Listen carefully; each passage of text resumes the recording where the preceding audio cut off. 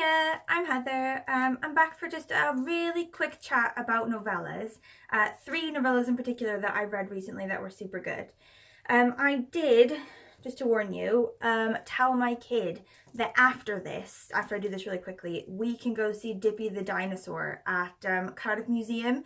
He's like from Wyoming originally, and he's been in like the museum in London for like the past 100 years, and now he's on tour and he's in Cardiff and she's obsessed. So she tends to ask me about whether or not it's actually time to go see Dippy every 8 seconds. So that's what this video is going to race. It's like trying to do things before the end of the microwave buzzer. Do you know what I mean? Like, this is what we're racing. So anyway, my sort of newest thing in my life that I love to read is novellas.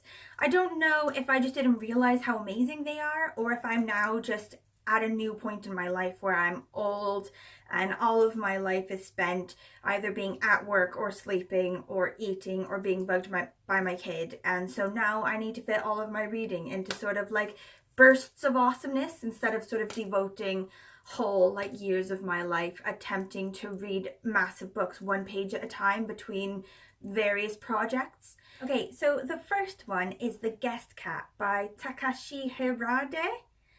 Anyone who speaks Japanese, if I have butchered that, please let me know in the comments because I will fix it. But this book, I didn't know anything about it before I got it at the bookstore. I just saw it and like I had a cover buy situation because this guy needed to come home with me, is basically what happened. But this story is about a married couple in Japan, and they're both writers and they're both in their 30s, and they don't really foresee any sort of kids or pets entering their life. They're renting a sort of outbuilding from an older woman. So she lives on like a sort of more traditional sort of estate in Japan. She lives in the big house.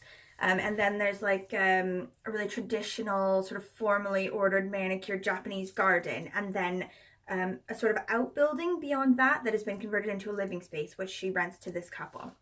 And sort of part of the rental agreement was no kids, no pets, and they're like, that's fine. But the kid next door, their neighbours, there's a 5-year-old there, and he finds a stray cat, and the mum decides, okay, yeah, we can adopt the cat, that's fine. But the cat, Chibi, she obviously doesn't know where she belongs. She doesn't know that she belongs to the kid and thus has to stay with the kid. So she goes for a wander, as cats do, especially when the kid and the family are asleep. So this writer couple, they tend to be sort of night owls. They're always awake much later than everyone else, especially a kid who goes to bed quite early. So the cat spends her time with the kid and the family, and then after that goes for a bit of a wander. They're really immune to her charms at first, you know, because they don't really want any pets. They've never really thought about it that much. They've got things to do, they're writers, you know, but over time she just forces herself on them and makes them love her. She spends ages playing with the kid, this 5-year-old kid, with like an elastic ball, and like the guy is sort of sitting at home trying to write or whatever, and he just hears for ages the amazing sounds of complete joy coming from this cat and this kid on the other side of the fence, and he just becomes like obsessed with it. He's like, I need to try this. It's obviously amazing. I need to try it. So he finds a ping pong ball in his house. And just goes out. He sees the cat. He's like, let's give this a go. And he goes out and tries to play ball with the cat and finds out that actually it is the most amazing thing. And then, you know, the rest of the time he just like every day spends all this time playing ball with this cat and this ping pong ball. Same with like the wife in the relationship. She like quite often will be sort of doing something, and the cat will come in and then sort of go out and then come in and then go out, sort of like trying to lure her out to play. And in the end, most often she does just sort of decide to put her shoes on and go outside, even though she wasn't going to do that. She wasn't meaning to take a break from whatever it was she was doing. She's just been sort of lured out into the summer outside garden to play with the cat, by the cat. And the guy, the narrator, he sort of says things about observation as a form of love. So they spend a lot of their time sort of like writing about the cat, watching the cat. The words they use to describe the behavior of the cat is amazing. They talk about cat politics, you know. So Chibi's not the only cat in the neighborhood, and he has various dealings with other kinds of potentially bully type cats. She spends loads of time just wandering through the garden, and the guy, he'll just sort of follow behind her for ages, just like waste hours watching the cat in the garden, sort of observing her and what she does and describing her to the reader. And like the language that's used in the book is beautiful and really spot on and amazing. They obviously just love where they live. They love their house. They love all of these little magical things about their house. They love that the cat comes to visit them. Like, there's this part, let me see if I can find it. Oh yeah, so like the cat just sort of comes in and starts to make their house like a second home. They're not sure how they feel about it at first, but they just eventually sort of allow it and then start to love it. And they have here, when she began to sleep on the sofa, like a talisman curled gently in the shape of a comma, dug up from a prehistoric archaeological site, a deep sense of happiness arrived, as if the house itself had dreamed this scene. Oh, it's so good. I really loved this one. Like, so, like, I'm going to give you, like, a bit of a spoiler, just in case you're like me and you sort of need to know something. Like, if you don't want any more spoilers, just, like, you know, la la la for, like, approximately a second. The cat dies. Like, you probably knew that. I didn't really think of it going in. Obviously, like, I am devastated by the death of the cat, and so were they. And then it gets really beautiful sort of from there. There's something to do with the neighbor who owns the cat. So obviously, like, the story was written in Japanese for Japanese people, so they're obviously not going to explain various parts of Japanese culture to their Japanese audience because they already know. But for us, as a Western audience, they had to sort of include a bit of the thing in the back, sort of to do with a minor explanations of Japanese culture, just in case, you know, you didn't know. And one of them that they say is that there's sort of a Japanese cultural thing about sort of a family unit, and sort of anything in the family unit that's not, you know, your family isn't really your business. Like, stay out of each family, like, unit. And the neighbor next door sort of basically saw the cat as their family unit. So when the couple, the sort of neighbor couple, came over to sort of inquire about the cat, like, where'd the cat go? Did the cat die? Can we see the cat's grave? She was a bit like, you know, it's none of your business. How dare you have a relationship so deep with my cat without asking my permission first? So they're not allowed to go to little cat's grave, and they heard the news about the death of the cat from the 5-year-old, who obviously just delivered it very badly. They sort of called up and they were like, oh, what happened to Chibi? And the 5-year-old goes, she died! Like, she was barely hit by a car, and it was like the same night that they were away, so they didn't even get to see her really for like a goodbye, you know. It's just that the little house that they'd made for her in their window, just none of the food in there was eaten anymore, you know. It's devastating. Anyway, it does get happier, you know. They do go on to move to another place, and, you know, they find a few strays and then gently, like, ease the stray into the apartment, and then they, like, in the very end, she, like, the new stray, the new cat, has like a collar on, sort of indicating that she's fully been adopted and allowed herself to be like a house cat. But I just basically, anyway, loved the crap out of this one. It's beautiful language, like the description of cats and the description of life in Japan. I just really, really want to go to Japan. Like, we should have done this year because the Rugby World Cup is in Japan currently, and my husband is obsessed with the rugby. So we could have gone there. I could have done girly things, like, you know, various cultural trips, and I could have just like dropped him off at the rugby and been like, yo, and he would have just been happy. But we missed our opportunity. We'll have to go some other time. Okay, so the second one that I really liked is The Bookshop by Penelope Fitzgerald. Am I angling that weird? Can you see it? Like, the sun's all sort of like... If you don't know anything about Penelope Fitzgerald, you know, I think so, she did a lot of writing in like the 1950s-ish and 60s. I think The Blue Flower, which is something I read ages and ages ago, got sort of the most acclaim. And it was written quite late in her life. I think she was like really, really old when she wrote it. But I think the majority of the things that she wrote were earlier than that. But basically, I think what she's sort of known for is all of her characters are a bit tragic. Like, you know, they've got like deep problems or issues, or they're just sort of like, I think, like losers, basically. And her endings, I think, generally don't tend to be that happy. But the way that Penelope Fitzgerald writes, it sort of makes it okay. I've never read a book of hers and thought, oh, well, that was a bit crap, you know. it's really clever how she writes, the way that she builds her characters, the way that her characters speak. The sort of successes and failures of the people are like really subtle and clever. Anyway, it's the same with this one as well. I do worry at times when I'm reading things by Penelope Fitzgerald that I'm not quite clever enough to get all of it. I sort of, as I'm reading it, I'm like, I bet there's something there that if I was cleverer, I would see the sort of underlying meaning of. But obviously quite a lot of it goes over my head, but still I enjoy it. Anyway, so this one is about a woman. She's about middle-aged, roughly. She's a widow. She used to work in a bookshop. And now she sort of thinks, oh, I'd like to own my own bookshop. So she goes to this little town and rents a building that's about 500 years old and is falling apart and has been left vacant for ages. So she rents it out, she sets up her bookshop, and then she finds that the whole of the town is basically against her. There's a million things standing in her way and actively working against her in her project to be a bookshop owner. Like, the most sort of intense one is this woman named Mrs. Gamart, who wanted that building for some sort of leisure centre or arts centre or something like this. And she's a bit of a bigwig in the town. Everyone knows her. She has quite a bit of like power.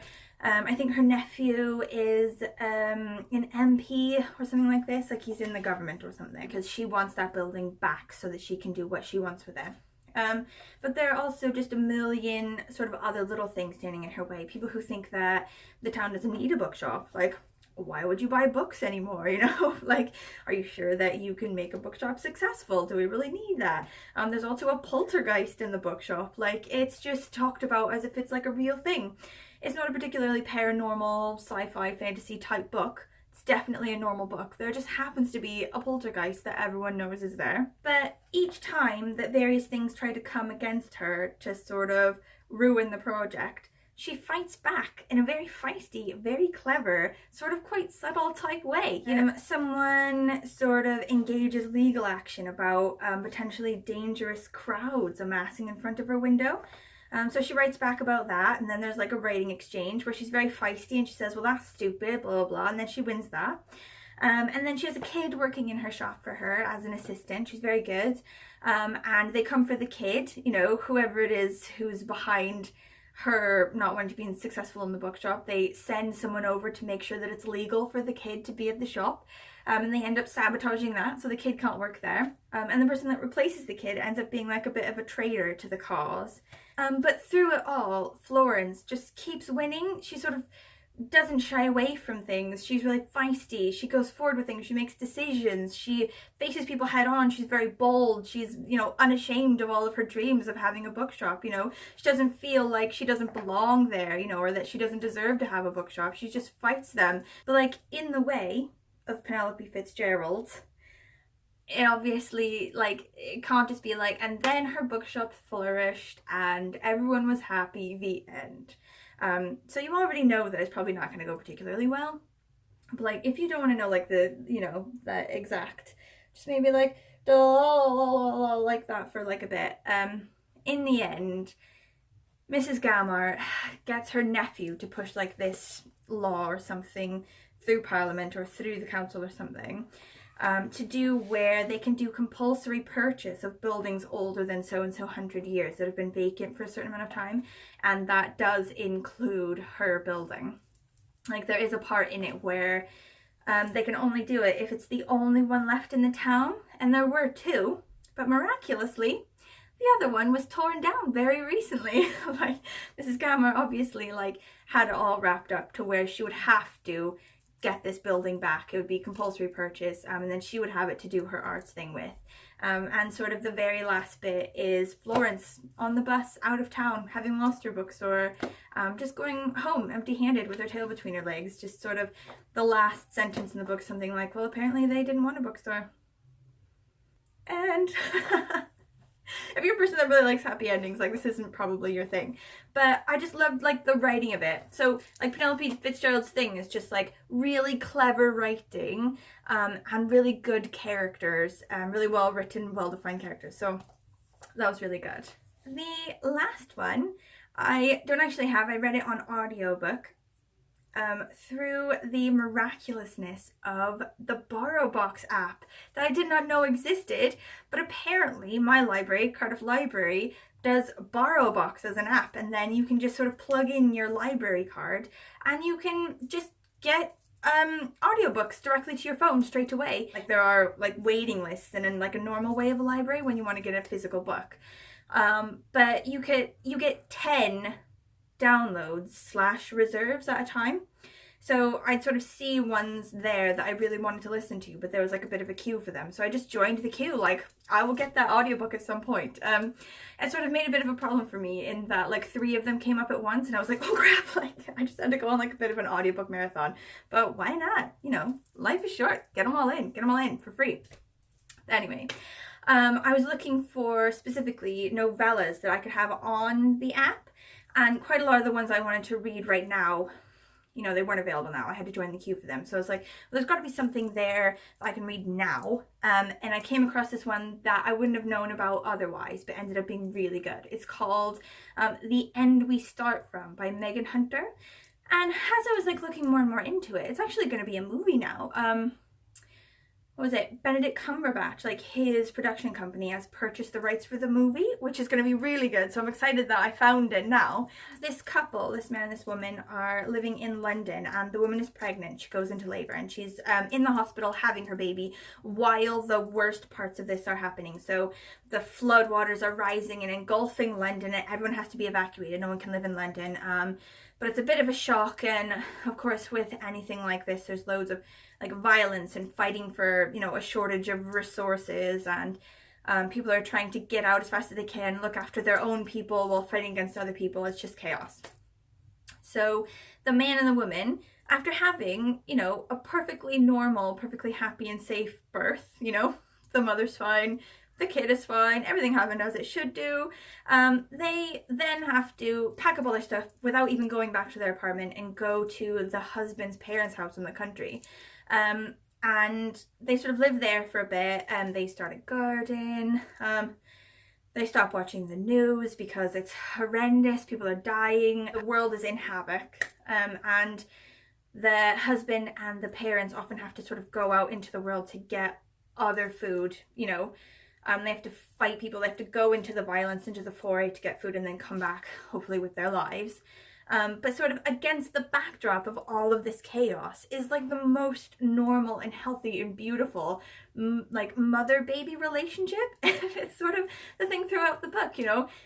As the world is falling apart, this relationship with this baby is just growing in like the most normal way, you know.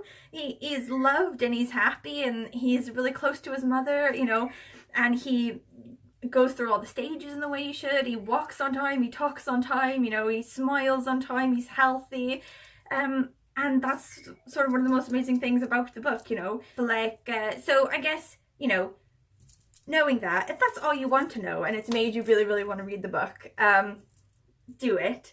But I'm just gonna keep going a little bit more because it's good. Just like, if you don't want to hear it, just like, you know, bit of blah, blah, blah, blah, blah. I'll let you know when I stop. Anyway, the parents on one of these forays out, or like 2 forays actually, out into the world to get food, they die.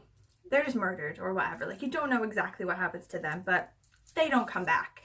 The husband does come back, but he's changed. He's obviously seen some shit, you know, and his life has changed. He's suddenly like really wary of people. He's afraid of meeting other people on the road. He doesn't want to go to any of the camps. He's just seen the worst of humanity. He's shocked and frightened, and he's just changed. So they have to, he sort of comes back after 2 weeks gone. He's like, oh, I'll be out for an hour. 2 weeks later, he comes back in the middle of the night. He's like, pack all your shit, you know, get up, you know, like, we gotta get this shirt, we gotta get this shirt. Like, we don't really know why he's like that or what has happened, but he's like, you know, we gotta go.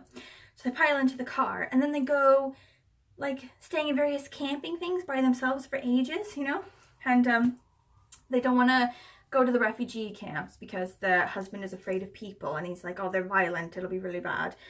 So they try to survive sort of on their own, just in the wilderness, in their car, for ages. And in the end, the woman's like, no, we need to go to a camp. So they go to a refugee camp, and things are like weirdly normal for a bit. Like they have like mother and baby classes, you know, where all the moms and babies like go about doing things every day. There's like normal rations for things, you know, they have food again. They don't have to worry about stuff like that.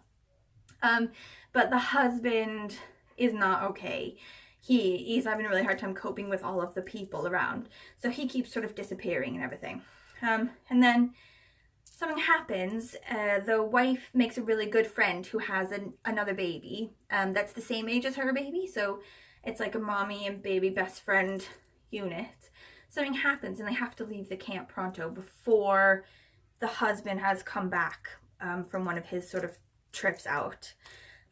They get on a bus, they go further north, they go to Scotland, and then they go to an island. And they still have no way of reaching the husband has no way to know where they are.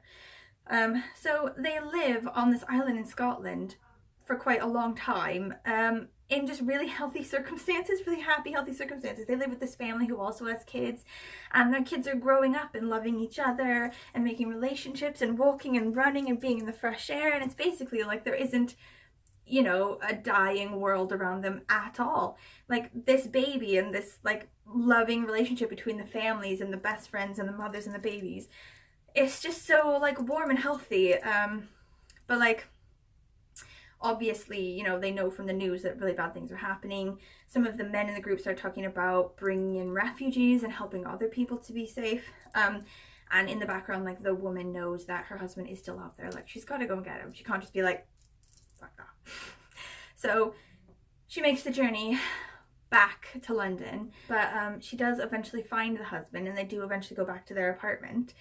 But he's obviously, like, she found him in a hospital. He's obviously like mentally broken. He's also physically broken, you know, he's a shell of a man. It just sort of ends, I don't know, with them like back in their lives, but everything is different, you know. The only thing that is sort of the constant and sort of normal thing is the baby, who's just sort of continuing growing and sort of being loved and going through phases in the way that kids did before sort of this huge climate catastrophe. But anyway, the writing's really good. It's really poetic. It makes you think about loads of different things. Like, I do love dystopian type things. And I think this has made me realize that dystopian fiction to do with babies and kids, I can't read anymore. Like, I used to really love it, but now that I have a kid, I just spend my whole time sort of like in an anxious state, you know, like crying a little bit, thinking about what it would be like for my kid if something like this happened.